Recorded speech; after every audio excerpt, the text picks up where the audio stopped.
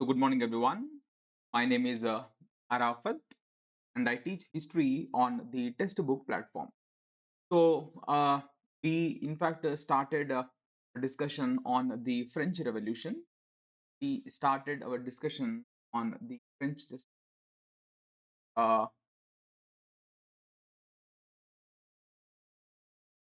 so, we started a lecture series on the French Revolution. So far, we have already completed 3 sessions.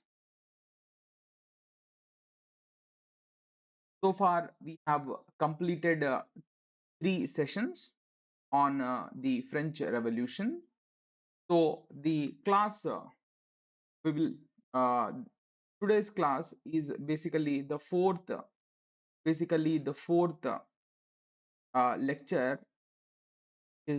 the fourth lecture on the French Revolution. So far in the last 3 classes we have discussed basically the causes of the French Revolution. So basically, when we say French Revolution, we are basically referring to the events that happened in or that occurred in France between 1789 18. So when we refer to the term French Revolution, we are actually referring to the events that have happened in France between 1789 to 18. So during this time period, that is between 1789 to 1815, um, France has gone through various ups and downs. So it's a very long topic, and therefore we are discussing this topic in about 5 series lecture. So this being the fourth lecture on the French Revolution. So far we have discussed causes of the French Revolution. Then we have discussed the rule of the the rule of National Constituent Assembly. So basically, when we say National Constituent Assembly, this is basically the time period. Uh, when we refer to the National Constituent Assembly, we are actually referring to the rule of the rule of France by the National Constituent Assembly between 1789 to 71. So France basically between 1789 to 91 was ruled by the National Constituent. So third is what we call as the period of a legislative assembly. So France between 1791 to 92 was ruled by a legislative assembly. So during this period, that is between 1791 to 1792, France became in a way a constitutional monarchy. Constitutional. So after the uh, French Revolution of 1789, after the outbreak of the French Revolution in 1789, absolute monarchy in France was abolished, and in 1791, France was declared as a constitutional monarchy. But in 1792, uh, the people of France once again revolted against the king, ruler of France. And this time, even constitutional monarchy was abolished, and France was declared as a republic. So during 1792 to 1795, between 1792 to 1795, France was ruled by a national convention. National convention. So this national convention happens to be the period of national convention happened to be the most radical phase of happens to be the most radical phase of the French Revolution. So it was during this period, lot of bloodshed had happened, had witnessed, had happened in France. So this period had witnessed a lot of bloodshed. Therefore, this period is considered to be the most radical phase of the revolution. So, fifth phase is what we call as the period of the directory. A period of the directory, and this phase lasted between 1795 to 1799. At the point. So the fourth and the fifth phase essentially was during the fourth and the fifth phase, France remained a republic. France remained a republic. It became a republic and it remained a republic. So those students who have not watched the previous lectures on the French Revolution, you kindly watch the first three lectures. Then you start attending this class, that is today's lecture on French Revolution, which is basically the fourth lecture. Now come to the period of the directory. So far, we have completed these four phases of the French Revolution. Now come to this aspect, this phase of the French Revolution, that is the rule of the directory. The rule of the directory. At a point. So the point is, let us understand some key developments during the rule of the directory. I told you directory uh, refers to the period of French Revolution. Directory, so the point is the time period between 1795 to 1799 was referred to as the period of the directory.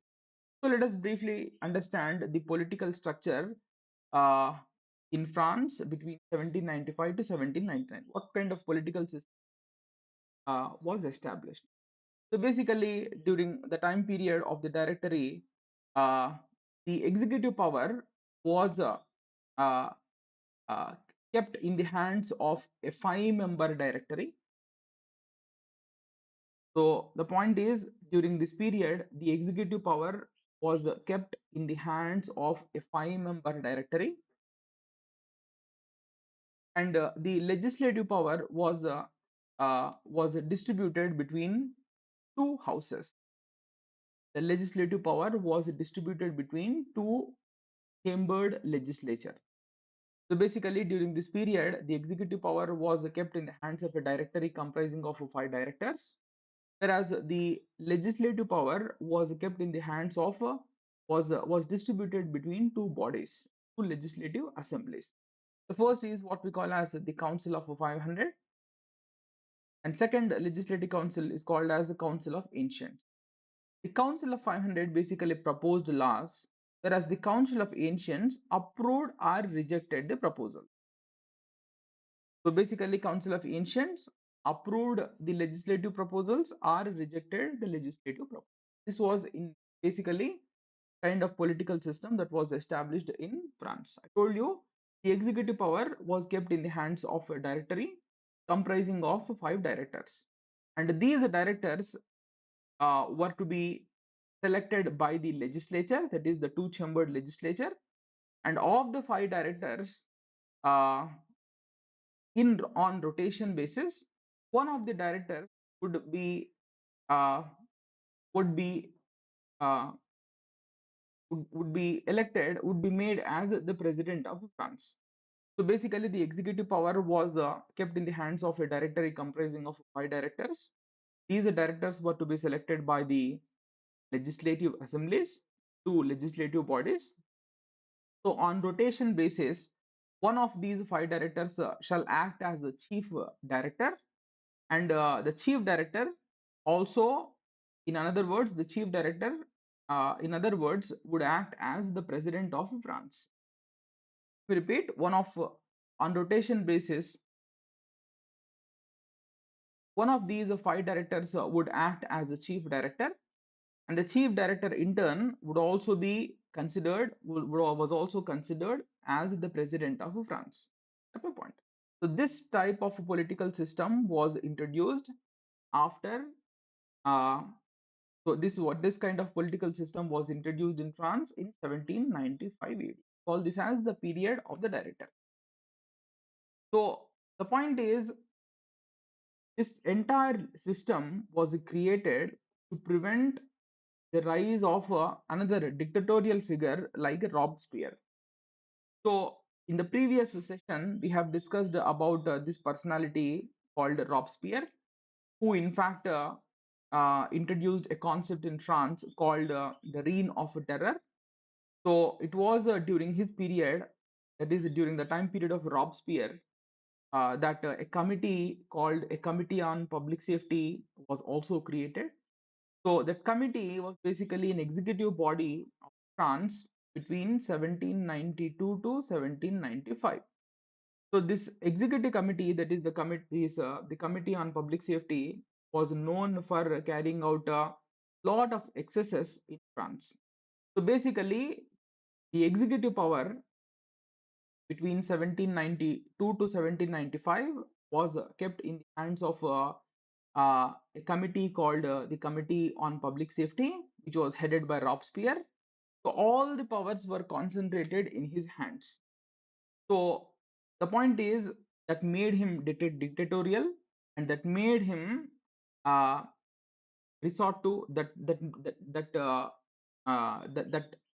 the point is during the Committee on Public Safety, uh, uh, all the powers were concentrated in the hands of Robespierre, that made him dictatorial, and that in a way resulted or promoted a lot of violence. So the whole point which I'm trying to convey is this entire system, this directory was created to prevent another dictatorial figure like Robespierre. The point. So this is another aspect of we are now discussing important developments. Just take a look at the heading once again. We are now discussing the important developments or challenges uh, during the time period of directory. First, what we have done was we have just discussed the political structure of the directory. Now come to some challenges faced during the time period of the directory. So basically, during this period, France was in great economic distress. People of France were in a great economic distress. This was because the the after years of war, after years of revolution, the French economy was in, because the French Revolution broke out in 1709. By 1795, because of frequent wars were fought during the time period of the French Revolution, the entire French economy was in, inflation was very very high. The availability of food was very very less. That is, there was food shortages. There was rampant inflation, and as a result, there was a widespread discontent prevailing among the people. As a result, there was widespread discontent prevailing among the people. This was directly a result of uh, uh, rampant inflation, as well as the shortage of the essential commodity. So basically, during the time period of the directory, the French economy was in complete shambles. The point. Then there was also political instability and corruption during this time period. So during the time period of the directory, during the rule of the directory, there was also political instability and corruption. Basically, the directory faced a challenge from two quarters.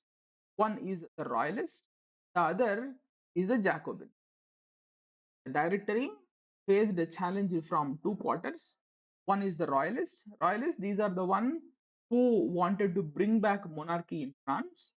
Jacobins, on the other hand, were the one who wanted to re-establish, who wanted to, who wanted uh, the return to radical revolutionary ideas. Like the point is, they wanted Jacobins are the one who, uh, in a way, played an important role in making France as a republic. Jacobins were not happy with just France becoming a republic. They were in favor of introducing republics in other parts of Europe. So the whole point which I'm trying to say is, so the directory was basically sandwiched between two political forces. One is the royalist, it is a section of France who wanted to bring back monarchy. At the same time, they were also sandwiched between another political force, that is the Jacobins. Jacobins, this happens to be the one who majorly played a major role in who played a major role in making France as a republic. But these Jacobins were not happy with just France becoming a republic. They wanted uh, the other parts of Europe also to become republics. So they were basically uh, the one the Jacobins wanted a return to radical revolutionary ideas. So the whole point which I'm trying to convey is the directory was sandwiched between both of these two political forces. So both of these two forces uh, tried to unseat the directory, but on both the occasions they failed. So, for example, the Royalists tried to unseat the directory in 1797, but that attempt failed. And similarly, in 1796 itself, the Jacobins tried to unsettle or unseat the directory, but that attempt also failed. So, as a result of these attempts made by different sections of the French society, particularly the Jacobins and Royalists, there was instability or there was a political instability in France. And to add to it, the directors themselves were involved in corruption. The directors themselves were involved in corruption. That's the point. So, therefore, uh, the the the the directory began to lose confidence. The directory began to lose public confidence. That's the point. So basically, on one hand, there was a lot of political instability, and on the other hand, the directors themselves were found to be involved in corruption. They were found to be involved in corruption. So as a result, what happened? The confidence of the public, the government began to get eroded uh, continuously. This is what began to take place. The new development that began. Now, this directory, the directory, it took, it was involved in an unprincipled foreign policy. It continued an unprincipled foreign policy. So the directory took uh, a decision to continue the aggressive foreign policy of the National Convention. So we have already discussed about National Convention. I told you between 1792 to 1795, France was ruled by National Convention.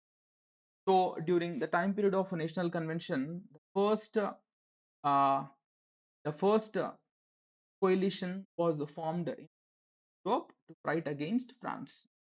So this directory took or continued the unprincipled foreign policy, continued the aggressive foreign policy of the National Convention. So this directory took the decision to fight wars with undefeated countries of the first coalition. Point is, the directory took the decision to fight wars with the undefeated countries of the first coalition. So there were three countries of the first coalition which were yet to be defeated by France. One is England, Austria, and Sardinia. Sardinia is basically northern part of Italy, North Italy. The point. So basically, to fight wars with these undefeated countries of the first coalition, uh, the directory appointed Carnot, a military general, as head of war department. Basically, to continue wars with the undefeated countries of the first coalition, the directory created a war department, and this war department was headed by an army general by name Carnot. The point is, the Carnot war department uh, realized that direct fight against England is not possible because England is known for maintaining a very strong navy, and therefore Carnot realized that a direct attack on England is not feasible, and therefore the war department headed by Carnot decided to carry out an attack first on Austria. Basically, the directory instructed the war department to continue fighting with the undefeated countries of the first coalition, but a direct attack on England was ruled out because England uh, was a major naval power, Therefore, a direct attack on England was basically ruled out by the War Department. Instead, Carnot, who headed the War Department, took a decision to first carry out an attack on Austria.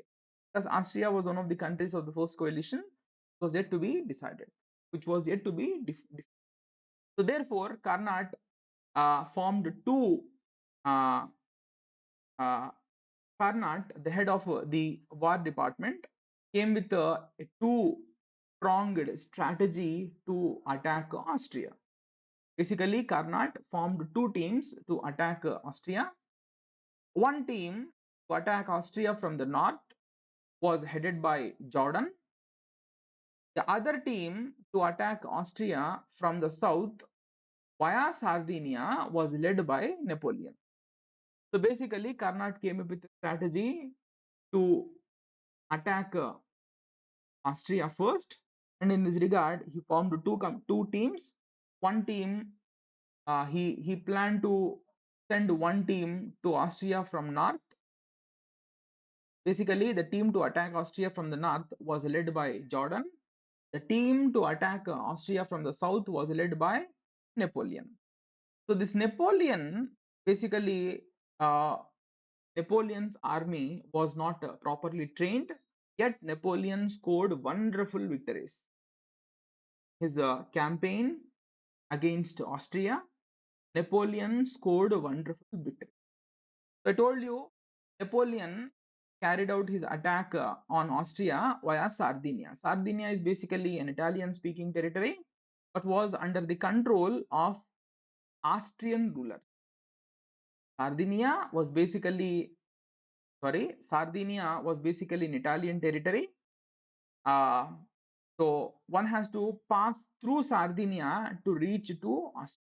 So therefore, Napoleon carried out his attack on Austria from south via Sardinia. That's the point. So basically, first he attacked Sardinia, that is, Napoleon first attacked Sardinia and attached and conquered two of his territories. Repeat. First,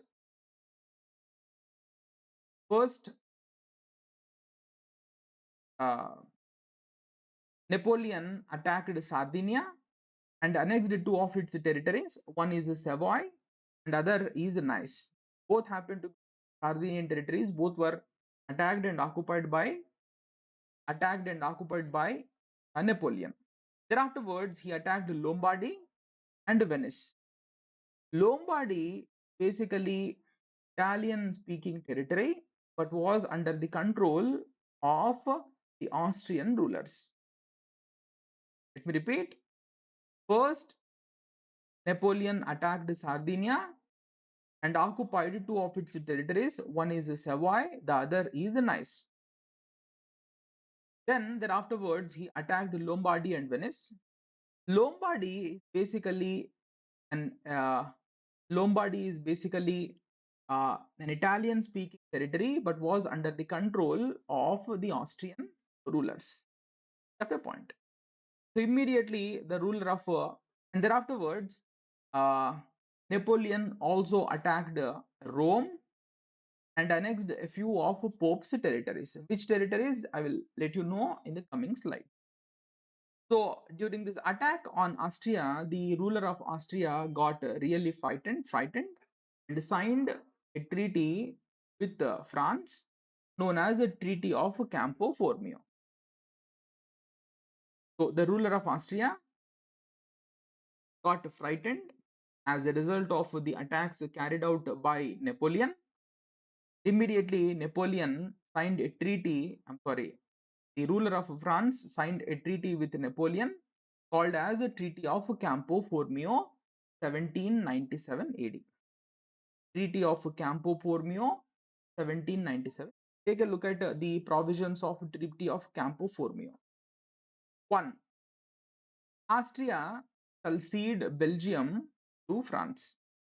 So basically, Belgium was a separate kingdom back in those days, but it was under the control of the Austrian rulers. Belgium was under the overall supervision of the Austrian king, but Belgium was a different kingdom back in those days.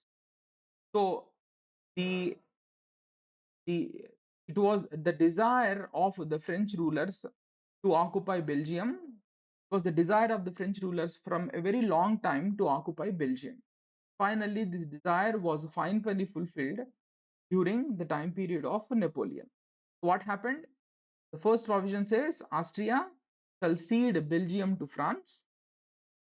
Second, it says Austria shall recognize Lombardy as a republic. As I told you, Lombardy is an Italian speaking territory. It was attacked and occupied by Napoleon.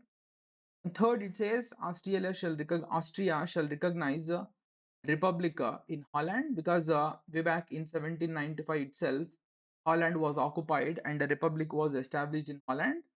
So basically, under the third provision, it was agreed that Austria shall recognize the republic in Holland. Fourth, in return for the above three provisions, return for accepting the above three proposals, Napoleon agreed to return the occupied Venice back to Austria. In return for the above, France shall surrender or return Venice to Austria. This was what was agreed to in this Treaty of Campo Formio. So this Treaty of Campo Formio is very, very important, because this Treaty of Campo Formio 1797 marked uh, Treaty of Campo Formio initiated the process of changing the map of Europe, was to be carried out several times to come. So basically, it is from 1797 onwards the process of changing the map of Europe began. In fact, this process of changing of a map of Europe was carried out many times in in in in the coming decades, coming years, particularly during the time period of Napoleon. So Napoleon is known for frequently changing the map of Europe, and the process of changing the map of Europe basically began with the Treaty of Campo Formio 1797. Between whom was this treaty reached? Treaty of Campo Formio.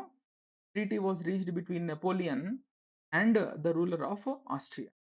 The point. So second, the Treaty of Campo Formio is also important because it marked the complete destruction of the first coalition. Completely, basically destroyed the remains of the first coalition. It was formed in 1792. Then third important aspect of this, the significance of this treaty is that it left France without enemy on the continent, and it left England without an ally. This is another important significance of this particular. So France had no enemy on the continent after this particular treaty, and England was left with an ally. There was no friend for England. Continent was the third important. So take a look at this particular map. So why I emphasize this point? Because this point will be of great importance when we start discussing Italian unification movement. So basically, this is basically present day Italy, but back in those days, in 1799 until 1799, in till the end of uh, uh, 18th century AD, this northern part of Italy is called as Lombardy. It was under the control of the Austrian rulers. At the point. So this Lombardy was attacked and occupied by Napoleon during this campaign. During this Austrian campaign, a few of the territories of Sardinia was also occupied. This is basically Sardinia. Basically, this is France. The troops commanded by Napoleon traveled in this route to reach Austria. Basically, this is an Austrian empire, and this is basically France. And Napoleon's troop traveled to this particular territory in this particular direction to reach the Austrian Empire. But on way, uh, the the troops commanded by Napoleon occupied a few territories of Sardinia, this territory. It also occupied whole of Lombardy, and it was declared as a republic at a point. So this is about the route taken by France to reach Austria at a point. So the point is, it was after his successful campaign against Austria that the popularity of Napoleon began to soar. It is after his Austrian campaign that the popularity of Napoleon began to increase. In fact, Napoleon became a well-known name within France after these Austrian campaigns. The directory, on the other hand, we just discussed, there was a directory comprising of 5 directors. The directory, on the other hand, was shocked to see the growing popularity, or the directory, on the other hand, was shocked to see the increasing popularity of Napoleon. So, therefore, the directory took a decision to keep Napoleon out of France. They took a decision because Napoleon was becoming very, very popular, which was not to the comfort of the directory. So, therefore, the directory took a decision to keep Napoleon out of France. So, in this connection, the directory assigned a new task to Napoleon. The task was to carry out an attack on England. So, with a view to keep Napoleon out of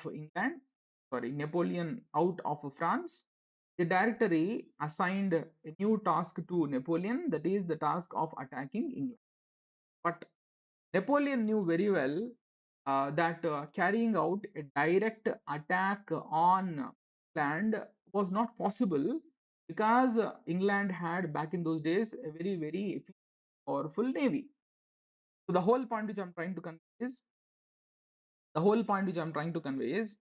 the directory was taken aback when the directory was uh, shocked clearly uh, due to the growing popularity of Napoleon.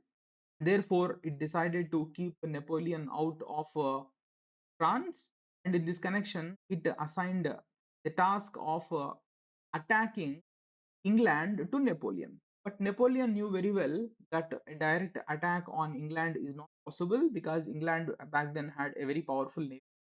But instead, Napoleon came with an alternate plan to cause economic uh, to harm the economic interest of England.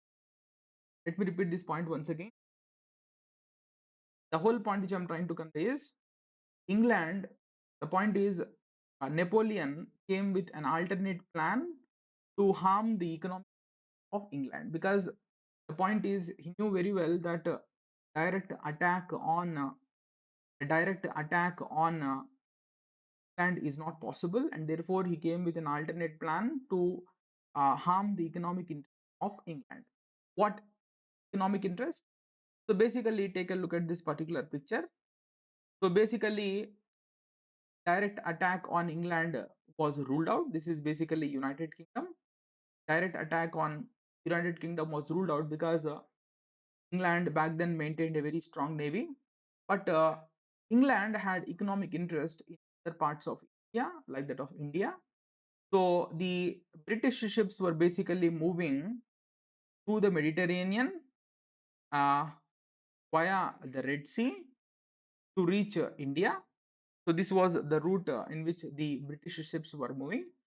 So Napoleon decided to harm the economic interest by by occupying Egypt, because if anyone who occupies Egypt, they can prevent the British ships from moving through the region, and therefore Napoleon was of the view that it would cause great uh, financial loss to England. So therefore, with a view to cause the financial loss to England, Napoleon began his Egyptian campaign. The object of his Egyptian campaign is not to uh, the object of his Egyptian campaign was to carry out uh, was to economically harm Britain. At a point.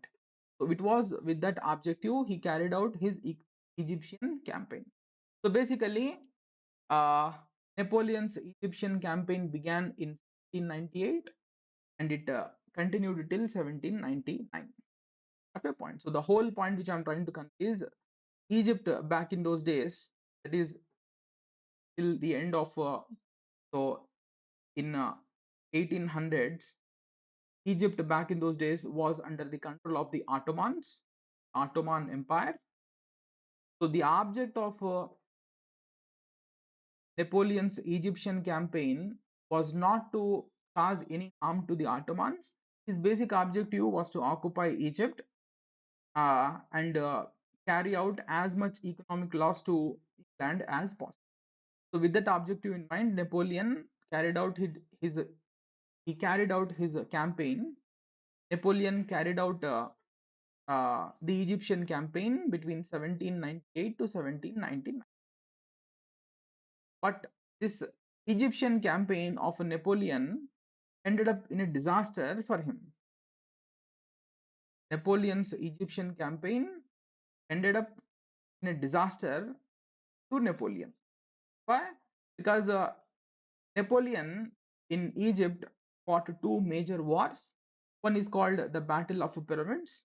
In this battle, Napoleon won. Napoleon won in the Battle of Pyramids.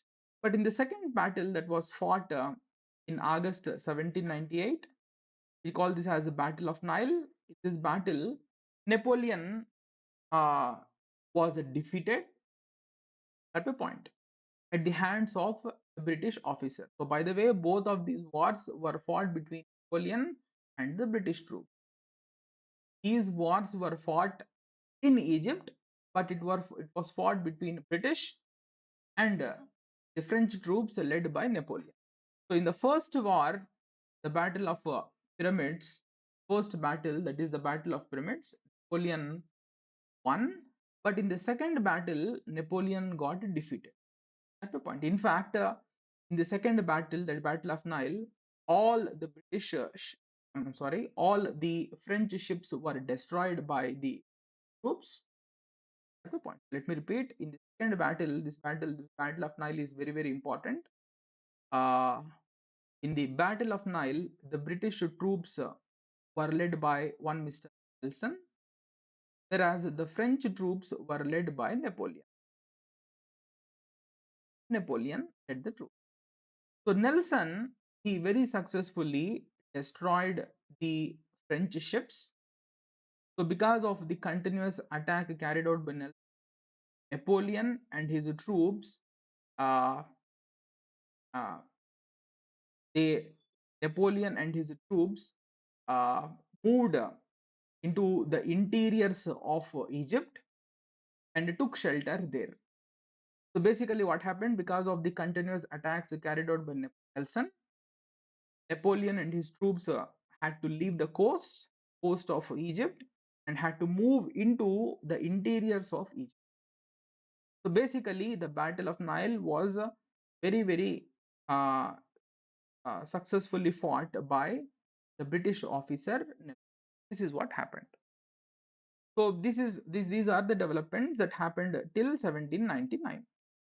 So back in France, the Directory continued with its very aggressive and unprincipled foreign policy. Back in France, the Directory continued with its very aggressive and unprincipled foreign policy. So, for example, in 1798, the Directory carried an invasion on Switzerland. Switzerland was basically a neutral country, so it never fought any war with France. In fact, Switzerland had no issue with France. Even then, the Directory took a decision to invade Switzerland at a point. So Switzerland was defeated. The ruler of Switzerland was defeated, and Switzerland was also declared as a republic. So the point is, there was absolutely no provocation from the side of Switzerland, yet the Directory invaded Switzerland, occupied it, and declared it as a republic. Basically, the Directory converted Switzerland as another satellite state of France. Basically, the uh, what was the outcome of this invasion on Switzerland? So basically, after this invasion, after this invasion, uh, after this invasion, the Switzerland in fact became a satellite state of France. This is what happened. So I was referring to the unprincipled foreign policy carried out by Directory. So on one hand, uh, Napoleon was stuck up in Egypt. On the other hand, the Directory continued with its very, very aggressive and unprincipled foreign policy. One example is the invasion of Switzerland. And similarly, uh, the Directory also invaded Rome for the second time. So Rome back in those days was ruled by Pope. Pope was the head of the Christian world at one point. So the Directory carried an attack on Rome because it believed that Pope was against revolution in France. Because basically, the Directory believed that Pope was a supporter of monarchy in France. The Directory believed that Pope was against any kind of revolution in France, and therefore the Directory undertook an attack even on Rome. At a point, it carried out an attack even on Rome, back then ruled by Pope. So this attack was carried out in 1798. At a point, so Rome was attacked. Pope was captured. Pope back in those days was one Mister. The Pope was Pius VI. Pope Pius VI. He was captured at a point. And in fact, Pius VI, the Pope, he died uh, in prison. Uh, he was taken as a prisoner and he died in French captivity. He died in French captivity. So this act greatly shocked the religious sentiments of the Catholics, because the Pope was looked up to by the people. Uh, uh, the way Pope was treated by the Directory was clearly not to the liking of the Catholics. So this greatly shocked the sentiments of the Catholics across Europe. This is what happened. So the point is, let's take a look at the events that have happened. So on one hand, Napoleon was stuck up in Egypt. On the other hand, the Directory continued with its unprincipled, aggressive foreign policy. First, it invaded France, occupied France. I'm sorry, it invaded Switzerland, occupied Switzerland, and declared it as a republic. And second, it also invaded Rome, back then ruled by Pope. Pope was taken as a prisoner, and later Pope died in the French custody. So this greatly hurt the religious sentiment, particularly of the Catholics uh, living parts of Europe at a point. This is what happened. But what was the reaction of the European countries to this unprincipled, aggressive foreign policy? So basically, the the countries of Europe took note of the very aggressive foreign policy of France. The the countries of Europe came together for the second time and formed another coalition called the Second Coalition. And the Second Coalition comprised of England, Austria, and Russia.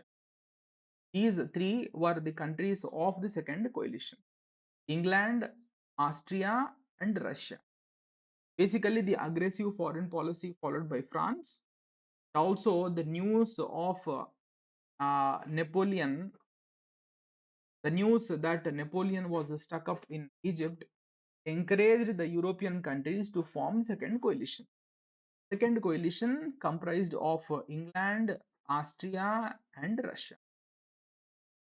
England, Austria. So in 1799, Austria and Russia carried a joint attack on uh, on uh, on France. In this attack, all the victories achieved by Napoleon, particularly in Italy, were lost. Told you, uh, Napoleon carried out a very successful campaign against. So, what all victories that were achieved by Napoleon during his Austrian campaign were all lost as a result of the combined attack carried out by Austria and Russia in 1709. This is what happened. So, what all victories by Napoleon during his Austrian campaign, all of them were lost as a result of this counterattack carried by Austria and Russia in 1799. Basically, Austria and Russia were basically members of the second coalition. What happened? Come to the topic, the rise of Napoleon to power. So the point is, the successive defeats of the Directory began to make them unpopular. Due to their successive defeats, Directory began to lose their popularity. Point. So what defeats? Because the point is, the counterattacks carried out by Austria resulted or costed very dearly to the French.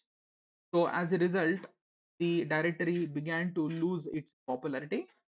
Taking advantage of the growing unpopularity of the Directory, one of the directors by name Abasius planned to overthrow the Directory. So basically, because of the successive defeats, the Directory began to lose its popularity. And taking advantage of the growing unpopularity of the Directory, one of the directors named Abasius planned to overthrow it. And meanwhile, Napoleon suddenly appeared in Egypt.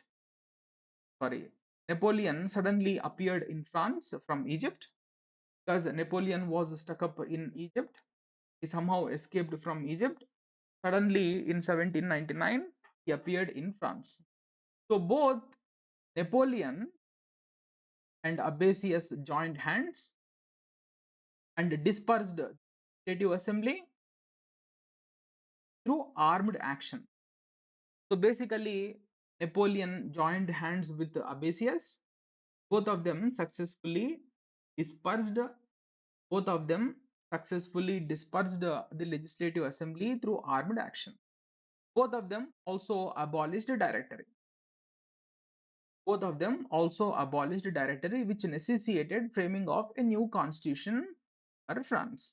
How happened? The point is, one more time, uh, one more time, uh, there was a need for framing of a new constitution for a France. At the point. So one more time, the need arose for the framing of a new constitution for France, and this was directly a result of abolition of a directory by both the Abasius as Napoleon. Because Napoleon was popular in France because of his actions, because of the kind of victories he had won in Austria, became a well-known name in India. So therefore, when he returned back to France in 1799, there was a lot of support to him from the members of the armed forces. So with the support of the armed forces, he dispersed the Legislative Assembly. He also abolished the Directory, and this action of Napoleon necessitated framing of a new constitution for France. This is what happened. At the point. So the task of preparing this new constitution was assigned to Abasius. So Abasius, within a short span of time, framed a new constitution. This new constitution came to be referred to as the Constitution of 1799. New constitution came to be referred to as the Constitution of 1799, or it is also called as the Constitution of Year Third. So basically, this was a new constitution prepared by Abbasius in 17 at a point. So under this constitution, take a look at some very key aspects of the 17th constitution, otherwise called as the constitution of year third. Constitution of year. So under this new constitution, a consulate was established. Under this new constitution, a consulate was established. Consulate was basically the executive body uh, of France created under this new constitution, that is the constitution of 1799. Establishment of a consulate. Basically, the consulate was executive body created under this new constitution. At a point. So this executive power is, I told you, consulate was an executive body. This executive body comprised of three members. This executive body comprised of three members.